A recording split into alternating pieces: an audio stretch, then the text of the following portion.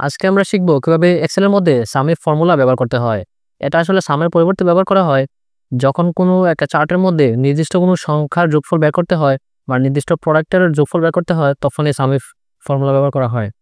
এটা করার জন্য যেখানে আমরা সামের টোটাল বের করবো সেখানে নিয়ে যেতে হবে কার্সারটা, লিখতে হবে ইকুয়াল SUM, তারপর কিবোর্ড থেকে ট্যাব বাটন ক্লিক করে এখানে দিতে হবে রেঞ্জ।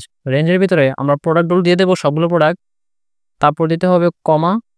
কমা দেওয়ার পর আমাদের ক্রাইটেরিয়া ফিল আপ করতে হবে। আমাদের ক্রাইটেরিয়া হচ্ছে জিন্স, তা আমরা ইনভার্টেড কমার ভিতরে লিখে দেবো জিন্স, JEANS। জিন্স লেখার পরে ইনভার্টেড কমা ক্লোজ করে দেবো, তারপর একটা কমা দেওয়ার পর সাম রেঞ্জ, এখানে টোটাল অ্যামাউন্ট থেকে সাম রেঞ্জ সবগুলো সেট করে এখানে ব্র্যাকেট ক্লোজ করে দেবো, তারপর দেবো এন্টার। এখানে যতগুলো জিন্স আছে সবগুলো টোটাল হচ্ছে 24,206। এভাবে সামিফের মাধ্যমে একটা চার্টের থেকে নির্দিষ্ট কোনো প্রোডাক্টের যোগফল বের করা হয়।